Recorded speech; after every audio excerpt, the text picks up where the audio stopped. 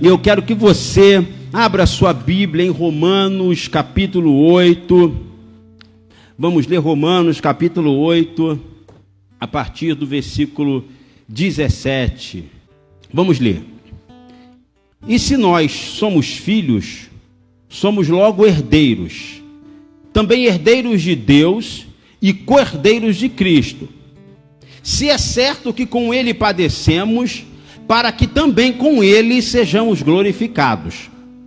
Porque para mim tenho por certo que nem as aflições deste tempo presente não são para se comparar com a glória que em nós há de ser revelada.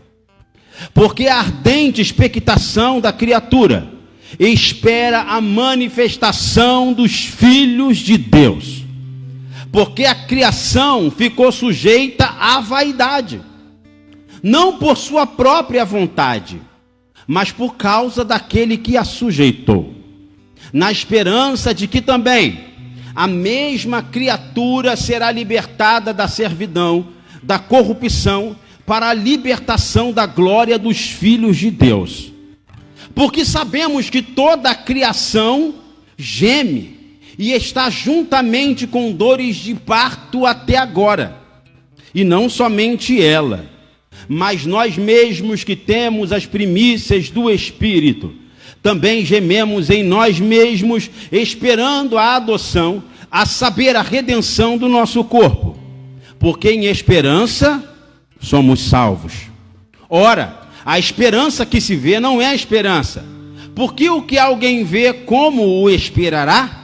Mas se esperamos o que não vemos, com paciência o aguardamos. Amém? Pode se assentar em nome de Jesus.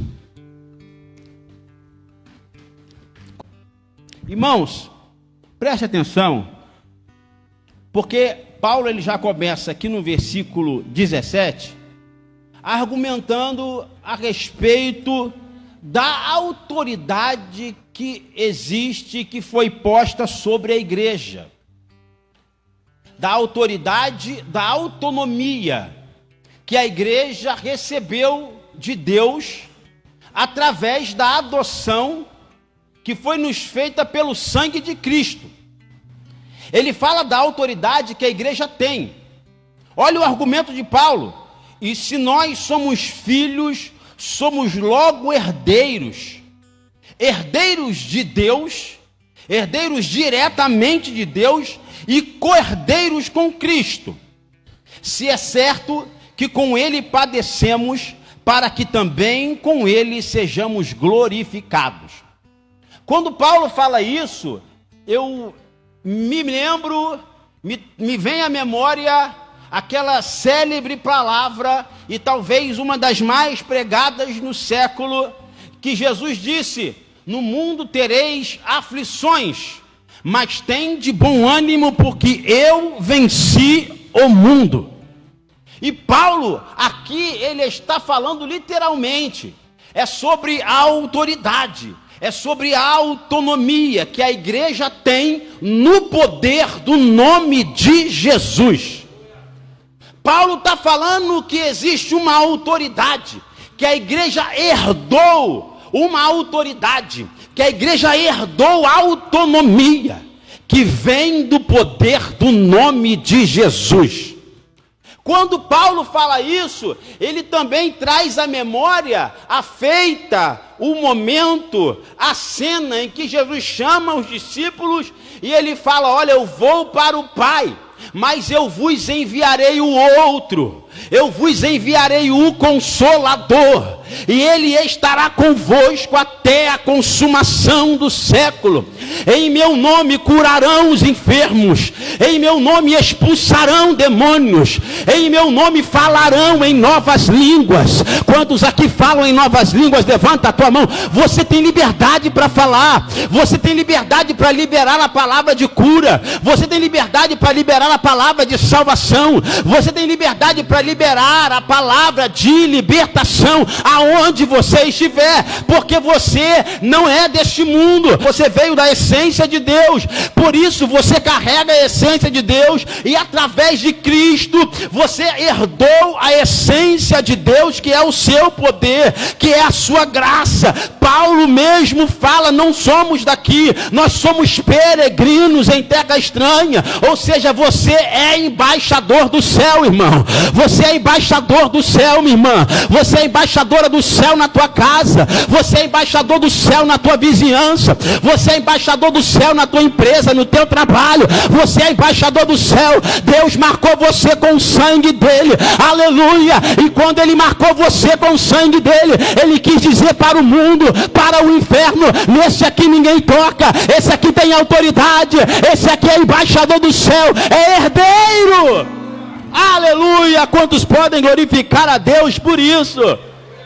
Paulo, ele está trazendo à memória da igreja isso, e a impressão que dá é que Paulo está querendo afirmar isso para a igreja.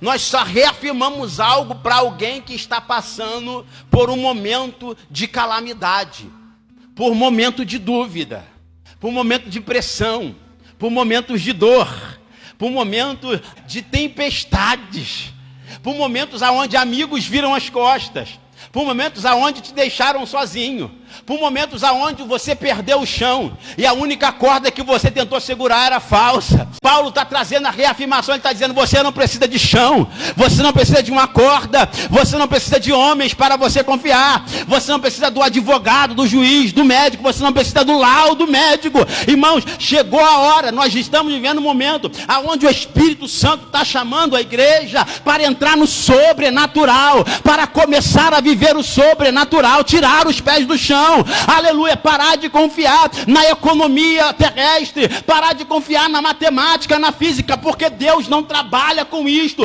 Deus ele trabalha com o sobrenatural, e você é herdeiro do sobrenatural, você é herdeira do sobrenatural, em nome do Senhor Jesus. Nessa noite, Deus te trouxe aqui para te balançar, e para dizer, tome o posto de sacerdote da tua casa, tome o posto de mulher de Deus da tua casa, tome o posto de homem de Deus na tua vizinhança. Deus te chamou para chacoalhar essa sociedade. Deus não chamou você para ser membro de banco, não. Deus chamou você para ganhar almas. Deus chamou você para libertar o cativo. Deus chamou você para libertar o oprimido, para levar a cura ao que está enfermo. Aleluia! Quantos aqui nessa noite tomam posse desta palavra? Aleluia! Olha para o teu irmão que está do seu lado, dê um sorriso para ele e fala assim, Deus te trouxe aqui hoje para tirar você de dentro do seu conforto. Aleluia. Eu sinto que Jesus está trabalhando aqui nessa noite, irmão. E se Jesus batizar alguém com o Espírito Santo, aí pode falar em língua, pode chorar. Você tem liberdade, porque aonde o Espírito Santo de Deus está, aí há liberdade. Aleluia. E eu glorifico ao nome do Senhor, porque Paulo, ele está falando, igreja, se liberte, quebre os grilhões, obreiros, quebrem os grilhões, membros, quebrem os grilhões. Esse é o tempo da igreja avançar, e a igreja só avança no momento da provação. A igreja avança no momento da calamidade. Estão apertando. É agora que você vai crescer. É agora que Deus vai revelar quem você é. É agora que Deus vai mostrar para o mundo que Ele escolheu você no ventre da tua mãe, e que nada pode apagar a história que Deus já escreveu para você. Aleluia. O que Paulo chama a atenção, ele está falando, nós somos herdeiros de Deus. Ele está dizendo que nós temos a essência de Deus. Nós temos em nós a essência de Deus. E quando Davi fala isso, quando Paulo fala isso, eu lembro de Gênesis. Deus disse, façamos o homem a nossa imagem e a nossa semelhança.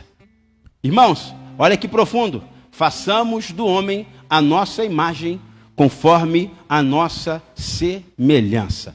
Não está falando do seu estereótipo. Óbvio, porque senão seríamos todos iguais, né? Mas você olha para o lado e você vê um de cabelinho enroladinho, você vê um de cabelinho lisinho, você vê um mais alto, você vê um de olho verde, você vê um de olho azul, Você vê um de olhos castanhos, você vê o mais clarinho, o mais escurinho, né? Você vê o mais beiçudinho, não é verdade? Você vê o menos beiçudinho, você vê o mais fortinho, você vê o mais magrinho. As genéticas vão mudando. E aqui está falando de coisas terrenas. Aqui está falando do estereótipo. Aqui está falando daquilo que veio da terra. Por isso muda. Mas quando Deus fala, façamos o homem, a nossa imagem, a nossa semelhança, Ele não está falando do estereótipo. Ele está falando da essência. Ele está falando daquilo que habita em você. Ele está falando daquilo que está em você. Sabe por quê? Acredite nisso, grave isso, escreva isso. Satanás, quando olha para você, ele não vê os seus músculos, ele não vê o teu sapato caro, ele não vê o carro teu que está parado lá fora, ele não vê a tua casa triplex, ele não vê se você fala bem ou se você fala mal, ele não enxerga o teu português se é correto ou se não é correto. O diabo, ele não está interessado nisso. Quando ele olha para você, ele vê o ser espiritual que há em você. Ele não vê a tua carne limitada. Por isso, aqui nós vamos entender que Satanás não olha para o teu estereótipo. E eu digo com certeza, com firmeza, que Satanás é o maior psicólogo de todos os tempos. Ele não sabe o que passa no teu coração. Ele não sabe o que você pensa, o que passa na tua mente. Ele não sabe. Mas ele observa o teu comportamento. Satanás, olha o diálogo de Satanás com Eva. Ele se aproxima de Eva e ele faz uma pergunta para Eva. Na contramão, Eva responde. Satanás começa a observar. O momento em que Satanás se aproximou de Eva foi o momento em que ela já estava próximo da árvore. Ele já estava observando o seu comportamento para se aproximar. Foi quando ele percebeu que no comportamento dela, ela revelava que ela estava com vontade, que ela queria tocar aquele fruto. E Satanás não mentiu para ela. Ele falou, o Senhor disse que você vai morrer. De certo, você não morrerá. Mas ele não contou também a verdade. Porque, de fato, eles não morreram carnalmente, mas morreram espiritualmente. Quando Satanás olha para você, ele não vê esse ser físico limitado. Ele vê Deus em você. Ele vê a essência de Deus em você. Ele vê o reflexo de Deus em você. Ele vê partícula de Deus em você. Quando Satanás olhava para Eva, olhava para Adão, ele via a partícula de Deus em Adão e em Eva. Por isso ele tentou derrubar Adão e Eva. Por quê? Para ele ter a sensação. Porque Satanás é egocentrista. A Satanás é orgulhoso. Por isso Deus odeia o orgulho. Satanás tentou derrubar Adão e Eva para ter a sensação de que estava derrubando os planos de Deus. De que estava acabando com os planos de Deus. Mas o que Satanás não sabia é que Deus escolheu um homem limitado para colocar nele um pouquinho da sua essência. E se tem a essência de Deus, meu irmão, não adianta o inferno pelejar, não adianta o inferno se levantar. Se tem o cheiro de Deus, se tem o perfume de Deus, se tem a presença do Espírito Santo, não adianta o inferno se levantar, não adianta a enfermidade se levantar, não adianta os problemas surgirem, porque se você tem a autoridade de Deus, basta uma palavra. É só levantar a mão e falar em nome de Jesus. Foi com uma palavra que ele criou o céu, criou a terra. Foi com uma palavra que do nada ele fez tudo. Você tem a essência de Deus. Levante a tua mão nessa noite e comece a liberar a palavra. Libere a palavra nessa noite sobre a tua casa. Libere a palavra sobre a tua família. Libere a palavra sobre a tua igreja. Libere a palavra sobre os teus negócios. Libere a palavra sobre a tua saúde. O Senhor está dizendo nessa noite, você é herdeiro de Deus. Aleluia! Nós somos herdeiros. E Paulo, ele continua falando, ele está querendo trazer uma afirmação, porque ele percebe que a igreja está passando por um momento de calamidade. A igreja está passando por um momento de aperto, por um momento de dor, por momentos de lágrimas, de angústia. Olha o que ele fala no versículo 18. Porque para mim, tenho por certo que as aflições deste tempo presente não são para se comparar com a glória que em nós há de ser revelada. Porque a ardente expectação da criatura espera a manifestação dos filhos de Deus. Porque a criação ficou sujeita à vaidade, não por sua vontade, mas por causa daquele que a sujeitou. O que Paulo está falando aqui? Paulo está dizendo, é um tempo mínimo. Vai passar. A dor é rápida. Porque para mim tenho por certo que as aflições deste tempo presente, de agora, deste momento. E ele faz alusão ao tempo. Quando ele faz alusão ao tempo, a palavra de Deus logo me traz à memória Eclesiastes 3. Há tempo para todas as coisas debaixo do céu. E Salomão, ele revela isso de uma forma muito forte. Porque ele já coloca de cara as 4 estações. Fala tempo de plantar e tempo de colher. Ele está dizendo, para a gente há tempo para tudo. E quando eu lembro dessa palavra tempo, que ele entra aqui, eu lembro de 2 palavras do grego, chamada kairos e cronos, ou kairos e cronos. Muitos pronunciam kairos, né? Outros pronunciam kairos. Essas 2 palavras, kairos e cronos, vêm do grego. E kairos, os teólogos afirmam que é o tempo de Deus. O cronos, o tempo do homem. Mas, pesquisando bem a fundo, eu fui ver essas 2 palavras e o Espírito Santo me trouxe uma revelação que só em oração nós podemos entender. Preste atenção, porque se formos falar no kairos como existência de Deus, como tempo de Deus, não podemos usar a palavra tempo de uma forma que explique a existência de Deus, o espaço de Deus, porque Deus não está naquilo que é limitado. E quando Eclesiastes escreve ali e diz assim, há tempo para todas as coisas debaixo dos céus, ele está dizendo que há tempo para tudo na criação, há tempo para tudo aonde Deus estabeleceu o tempo. Ou seja, o tempo foi estabelecido debaixo dos céus, 24 horas por dia, 7 dias por semana, 30, 31 dias no mês, 365, 366 dias no ano. Ou seja, até dentro deste espaço aqui, nós começamos a entender que quando nós não conseguimos mais contar o tempo em horas, passamos a falar dias.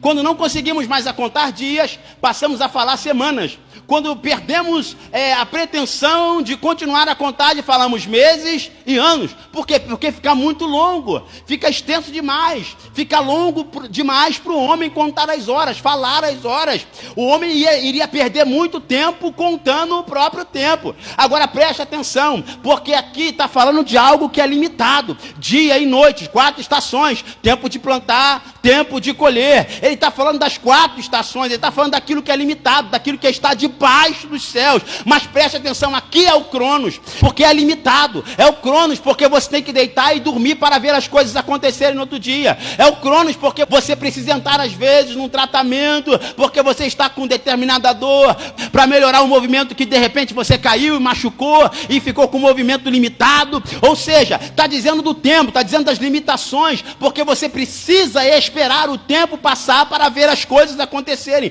Preste atenção, por isso nós somos limitados, porque precisamos esperar o tempo passar para ver os projetos sendo concluídos, precisamos esperar o tempo passar para ver, aleluia, os sonhos sendo realizados, precisamos esperar o tempo passar, mas na realidade de Deus não podemos dizer que o Kairos é o tempo de Deus, porque Deus não habita no tempo, Deus habita na eternidade. O Kairos é a sua existência, ele é o começo e o fim. A Bíblia fala que ele é o alfa e o ômega, ele não existe, ele é, desde a criação. Ele disse para Moisés, Moisés vai falar com Faraó, mas Senhor, eu não sei o que dizer. Moisés, diga para Faraó, Faraó, eu sou, me enviou. Quem é eu sou? É o que é a cura, é o que é a libertação, é o que é o milagre, é o que é a porta aberta, é o que é a vida, é o que é vista para o cego, é o que é ouvido para o surdo, é o que é vida para o que está morto, é o que é pernas para o que não anda, é o que é esperança para o que não tem. Oh, aleluia! Quantos aqui servem a esse Deus? Levante a tua mão. Ele está aqui nessa noite, ele está dizendo para você, ele pode, você não pode, mas ele pode. É limitado para você, mas para ele não há limite. Aleluia!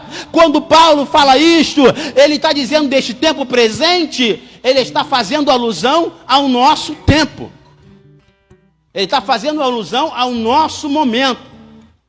E tem uma outra palavra que Paulo ainda vem e diz: não vos conformeis com este século, mas renovai a vossa mente no entendimento da palavra, para que possais experimentar qual seja a boa, agradável e perfeita vontade de Deus.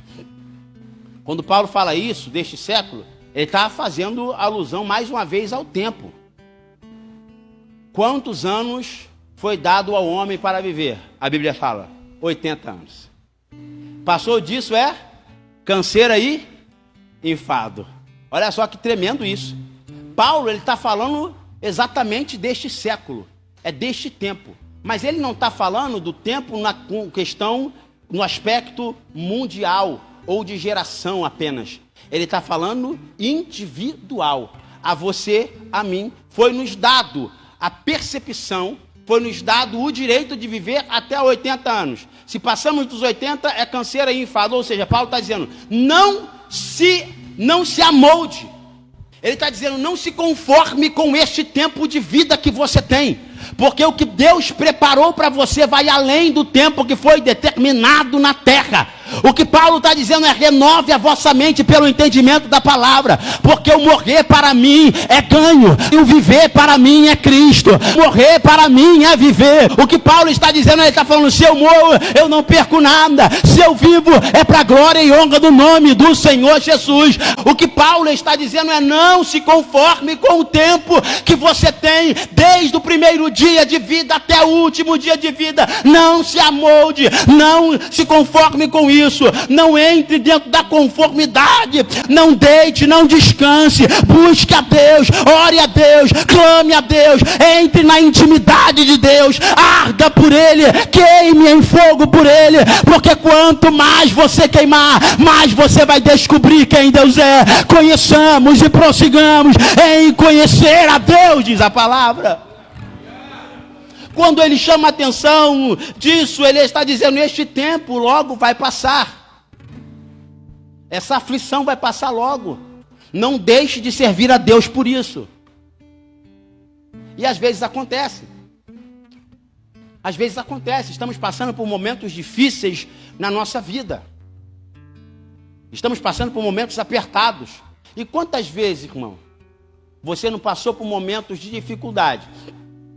Que um dia de culto, você chega em casa, abalada do trabalho, abalado, ouviu uma palavra que não gostaria de ter ouvido, um parente falou algo para você, às vezes até mesmo alguém na rua, você passou um dia de estresse, chega em casa cansado, hoje é dia de culto, hoje eu vou ficar em casa, né, pastor? Não vou não, deixa eu ficar em casa aqui, eu não estou muito animado hoje para ir para a igreja. Não adianta ir para a igreja, chega lá, sentar no banco, não dar ouvido à palavra, dormir. Não é verdade? Tem gente que fala assim, não adianta ir para a igreja e dormir. Irmão, vem. Nem que seja para você dormir, venha. Sabe por quê? Porque no final do culto alguém vai orar por você. No final do culto alguém vai te abraçar. No final do culto o Espírito Santo vai falar no coração do pastor e vai dirigir ele até você. Aleluia. E vai te liberar uma palavra. Você vai levantar. O que Paulo está dizendo é, não deixe de servir a Deus. Não deixe de orar na tua casa. Não deixe de louvar a Deus na tua casa, no teu trabalho, na igreja, aonde você estiver, por causa das lutas, porque essas são as aflições de um tempo presente, deste momento, e as aflições deste momento logo vão passar. Quando a palavra de Deus me traz clareza com respeito ao tempo do homem e ao tempo de Deus, eu percebo o seguinte, que Deus habita numa linha de tempo, irmão, onde Ele anda, aonde ele usufrui, aonde Ele trabalha da forma que Ele quer. A última palavra vem dEle, a última palavra é dEle, a última ação é dEle, a última atitude é dEle, o último projeto é dEle, é Ele quem pensa, é Ele quem faz, Ele anda na linha do tempo, para lá e para cá. Ele não precisa esperar o anoitecer, o amanhecer para fazer na tua vida, para mudar a tua história. Ele não precisa, basta um estalar de dedos. A Bíblia fala que um dia para Deus é como se fosse 1000 anos como se fosse um dia. Preste atenção, sabe por quê? Você não está aqui diante da minha presença, você não está aqui diante da presença do pastor, você está aqui diante da presença de Deus. Quando você entra na presença dele, você entra na eternidade dele. nele. O tempo não passa aqui como passa lá fora. O tempo aqui dentro está passando diferente. Enquanto você está aqui, Deus está trabalhando por você. Enquanto você está orando, Deus está trabalhando por você. Enquanto você está adorando, Deus está trabalhando por você. Enquanto você está chorando nos pés do Senhor, Deus está trabalhando por você. Sabe por quê? Porque Deus não dorme. E isso é tão tremendo que o Salmo fala assim: eis que não dormirá o guarda de Israel. Opa, peraí. Ele já está revelando que Deus está numa linha onde não tem dia e nem noite. Que Deus não sente fraquezas. Que Deus não sente tristezas. Que Deus não se fadiga. Oh, aleluia. Eis que não dormirá aquele que te guarda.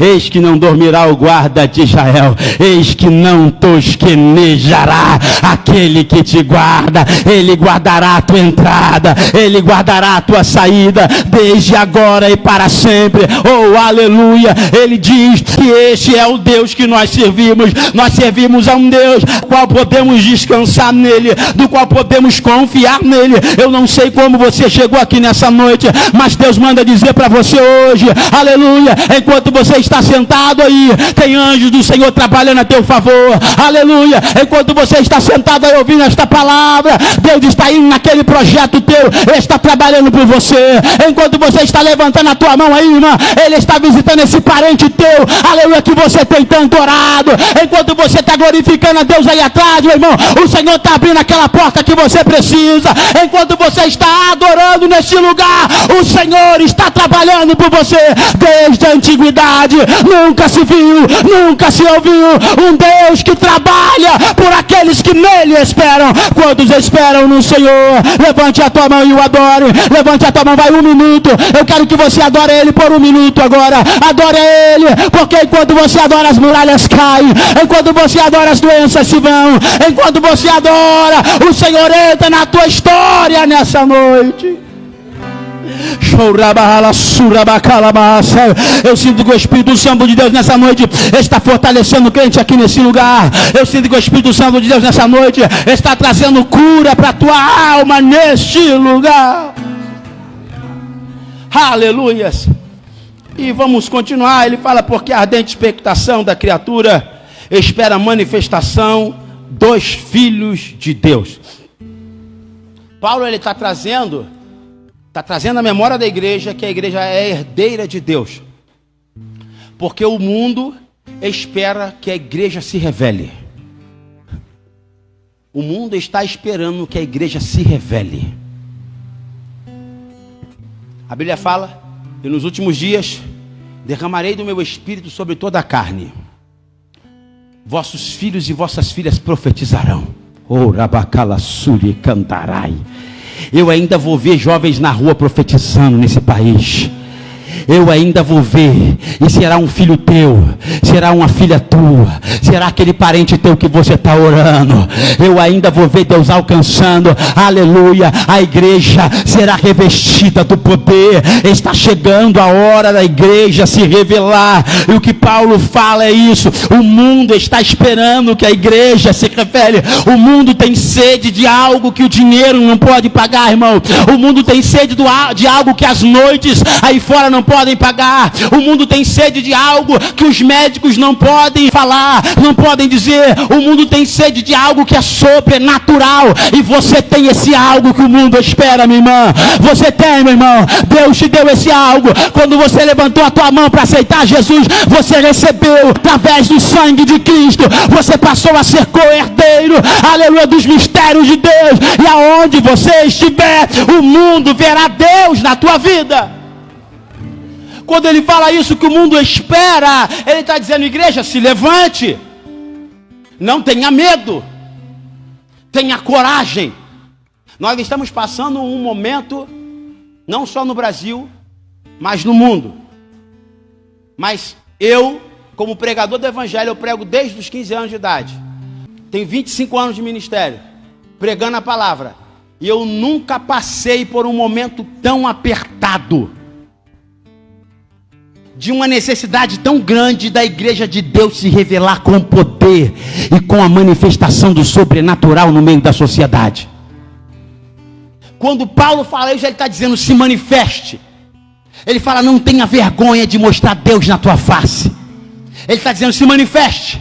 Diga a quem você serve. Bata no teu peito e fala: eu sirvo a um Deus que pode mudar a tua história. Diga: eu sirvo a um Deus que pode te libertar, minha irmã. Vamos, na minha igreja tem culto na quinta-feira, tem culto no domingo. Vamos lá, Deus tem uma palavra para você. Essa tua história vai mudar. Você faz parte da obra do corpo do Senhor. Você é uma partícula da glória de Deus. Você é herdeiro de Deus, irmão. Não tenha medo, porque aonde você for, Deus irá contigo. Porque a criação ficou sujeita à vaidade, não por sua vontade, mas por causa daquele que a sujeitou. Paulo está falando que não é culpa nossa agora. Está falando: nós não fomos sujeitos à vaidade por conta própria. É da nossa natureza, pertence à nossa natureza, por conta de Adão. Porque Adão sujeitou a todo mundo isso. É o que Paulo está falando. Adão sujeitou todo mundo a passar por isso. Agora vamos passar por isso, mas vamos passar com coragem. Vamos enfrentar, na esperança de que também a mesma criatura será liberta da servidão, da corrupção, para a liberdade da glória dos filhos de Deus. Porque sabemos, olha que profundo isso, que toda a criação geme e está juntamente com dores de parto até agora. O que Paulo está falando aqui? Paulo está falando toda a criação. Lembra de Eclesiastes? Debaixo dos céus há tempo para tudo. Está falando de toda a criação. É o que está debaixo dos céus. É o que habita no tempo. É o que usufrui das 24 horas. Dos 7 dias na semana. Dos 31 dias no mês. Dos 365 dias no ano. Paulo está falando de toda a criação. Ele está falando de tudo aquilo que usufrui das 4 estações.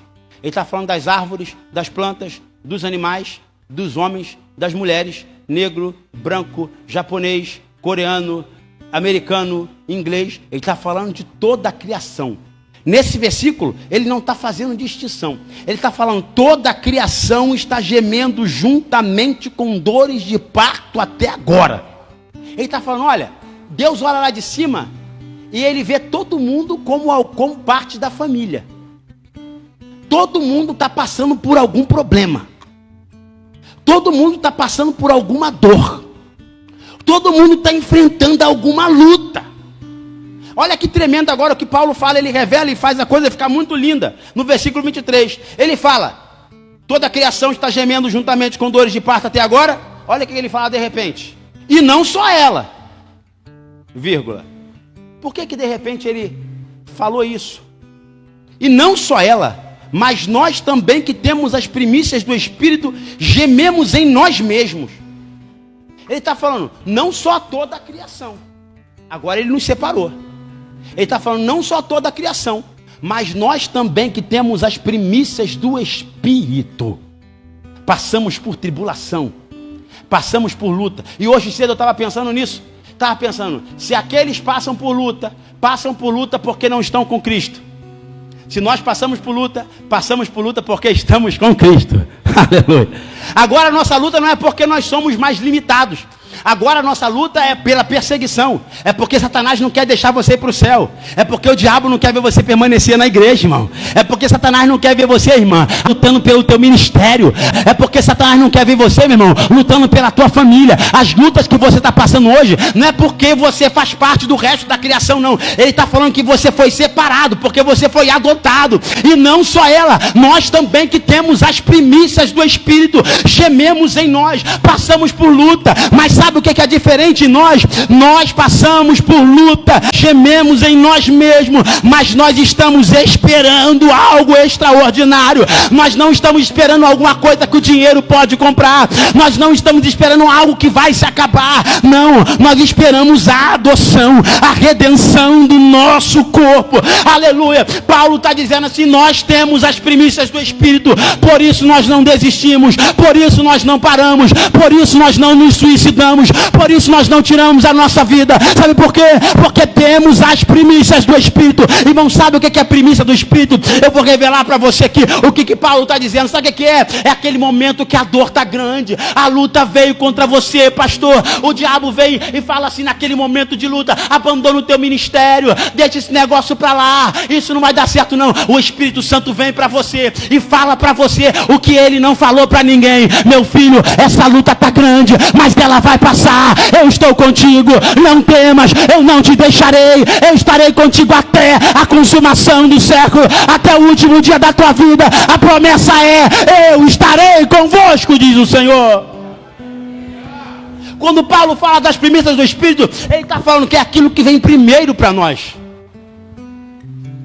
Nós recebemos o que o mundo não recebe. Aleluia. Por isso, nós não desistimos. Quando você estiver pensando em desistir, lembre que é a voz do inimigo falando na tua cabeça. Fala assim: Satanás, você está derrotado em nome de Jesus. Eu não vou desistir do meu ministério. Deus tem um chamado na minha casa, aleluia. Deus tem um chamado profético na minha família. Deus vai levantar a minha casa, eu não vou desistir. Em nome de Jesus, vai embora. Em nome de Jesus, repreenda, meu irmão. Porque as lutas vêm, os momentos de dificuldade vão surgir. Mas quando Paulo fala, aleluia, nós temos as primícias do Espírito, ele está falando que nós recebemos a revelação que vem de Deus. Já passou por um momento assim de você estar passando, está tudo bem na tua vida, está tudo tranquilo?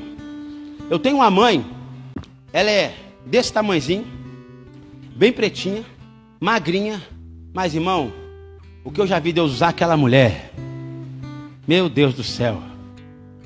Ela chegar para mim e falar: Ebson, você está orando? Você está orando, meu filho? Tô, mãe. Então ora mais. Porque Deus me mostrou essa noite que você estava no meio de uma ventania muito grande. Mas a ventania acabava e Deus te dava uma vitória muito grande. Isso é primícia do Espírito, irmão. O que o mundo não recebe, aleluia. O mundo não sabe, mas você sabe. Sabe por quê? Porque Deus te avisa antes. Aí sabe o que acontece com você? Você vai para o joelho, você vai para a oração, você vem pedir uma palavra para o pastor: pastor, o que é que eu faço? Aleluia, vem pedir uma direção para Deus. Sabe por quê? Porque você recebeu a revelação de Deus, de que o momento ia ser difícil, mas que Deus não ia te abandonar, que Deus estaria com você. Aí veio aquela luta, você olhou a luta vindo e você falou: pode vir, porque Deus já me avisou, Ele já falou para mim que vai estar comigo até o final. Aleluia. Aí você não para, aí o mundo olha para você, entra ano, sai ano, a luta está grande, a porta se abre, porta fecha, mas você está vindo para a casa do Senhor, você está servindo a Deus. Alguém olha para você e não entende como que você conseguiu servir a Deus até aqui. Por que você está de pé até aqui? Sabe por quê? Porque você tem as primícias do Espírito. Deus está sempre falando com você, Deus está sempre te avisando. Ele está dizendo: eu estou contigo, não temas, eu te ajudarei, eu sou contigo, esforça-te, diz o Senhor. Aleluia. E aí ele fala no versículo seguinte, já estou terminando: porque em esperança somos salvos. Ora, a esperança que se vê não é esperança, porque o que alguém vê, como esperará? Mas se esperamos o que não vemos, com paciência o esperamos. Olha que profunda essa palavra. Porque em esperança somos salvos. Você alguma vez já escreveu essas duas palavras na mesma frase? Ou logo uma seguida da outra? Esperança e esperar. Já fez isso? Nunca fez? Eu acho que nós nunca fizemos essa conexão. Mas as duas palavras têm tudo a ver uma com a outra. E o Espírito Santo me trouxe uma revelação sobre essa palavra. Esperança e esperar. Esperar é o primeiro ato. É o momento em que você levanta a mão e fala: eu vou fazer. Eu vou aguardar. É o primeiro momento. Então, no primeiro momento, no primeiro segundo, no primeiro milésimo de segundo em que eu decido esperar, eu estou em um ato de espera. Mas então, o tempo vai passando. E passa 1 hora, 2, 3, 4, e você continua esperando. Aí passa um dia, aí passa 2 dias, passa 3 dias, Passa 4 dias. Alguém vem falar para você, e aí fulano, está esperando ainda? Estou esperando. Mas não deu nem sinal não. Mas vai continuar esperando? Vou. Eu tenho esperança. Sabe por quê? Porque agora você está em um ato contínuo de espera. Ou seja, esperar é o primeiro momento. Esperança é o ato de esperar continuamente. Só tem esperança, só pode dizer quem tem esperança, que está cheio de esperança, aquele que decidiu esperar, mesmo em meio às dificuldades, porque ele confia naquele que prometeu. E Paulo fala, fiel é aquele que prometeu. Aleluia, ele prometeu fazer uma obra e ele vai terminar esta obra. Aleluia, porque em esperança somos salvos. Paulo está dizendo, olha, você decidiu esperar no Senhor desde o primeiro dia que levantou a mão para ele, para aceitar a Jesus como Salvador da tua alma, decidiu que quer ir para o céu. Ele falou que vai voltar. Você está esperando 1 ano, está esperando 2 anos, está esperando 3, você já está em esperança, porque é em esperança que somos salvos. Algum ateu diz para você assim, mas já faz anos que os pastores estão pregando que Jesus vai voltar e até agora nada. Você fala, mas eu tenho esperança, porque fiel é aquele que prometeu. Aleluia, eu estou a esperar e vou continuar tendo esperança, porque eu creio nele. Breve ele virá, breve os céus vão se abrir, breve a trombeta vai tocar, breve o teu nome será chamado, breve o teu nome será anunciado na glória. Quando ele fala, porque em esperança somos salvos, ele está dizendo, em esperança. É continuar esperando. É o ato contínuo de esperar. Se nós só esperamos aquele em quem confiamos. Já perdeu a confiança em alguém? Alguma pessoa já marcou com você 1, 2, 3 vezes, furou? Já? Na 4ª vez que ela marcou com você, o que você fez? Não ficou esperando, né? Eu vou, como diz lá no Rio, eu vou meter o pé. Não é verdade? Por quê? Porque ela furou 1, ela furou 2, ela furou 3, ou seja, você já não tem mais esperança nessa pessoa. Sempre que ela marcar algo com você, você não tem esperança. Ou seja, o fato de você não ter esperança quer dizer que você eliminou todas as possibilidades de que aquela pessoa possa cumprir com você com a sua palavra. Ou seja, você não tem esperança. Mas quando você tem esperança em quem você confia. Você tem esperança em quem cumpre com a tua palavra. Isaías fala que a palavra dele vem para nós e não voltará para ele vazia, mas prosperará naquilo para que foi enviada. Porque em esperança somos salvos. Ora, a esperança que se vê não é esperança, porque o que alguém vê, como esperará? Ou seja, ele está fazendo alusão aqui a Hebreus 11. Ora, a fé é o firme fundamento das coisas que se esperam. Olha a esperança entrando de novo. A fé é o firme fundamento das coisas que se esperam. Ou seja, ter fé e ter esperança caminham juntos. São a mesma coisa. Se eu digo que tenho esperança, estou dizendo que tenho fé. Se eu digo que tenho fé, é porque estou disposto a esperar. A fé é o firme fundamento das coisas que se esperam e a prova das coisas que não se veem. Porque quem espera, espera naquilo que não vê. Quem espera não pode esperar naquilo que se toca. Por quê? Porque se você espera algo que já chegou, você não está mais em um ato de espera. Já foi concluído a tua vontade. Já foi realizado aquilo que você esperava. Agora você não espera mais. Mas se você está esperando por algo que não chegou, você espera o que você não vê. E isso é fé. Esperar em Deus é ter fé. É acreditar que logo vai chegar. Logo a promessa vai se cumprir. Logo a palavra dele vai se realizar na tua vida. Ele fala, aleluia, quem espera, espera no que não vê. Porque como alguém pode esperar o que não vê? Ou seja, ter fé, ter esperança, irmão, é confiar na palavra de Deus, mas não é naquilo que é palpável. Ou seja, não é confiar no homem, não é confiar no advogado, não é confiar no diagnóstico do médico que diz que não tem jeito.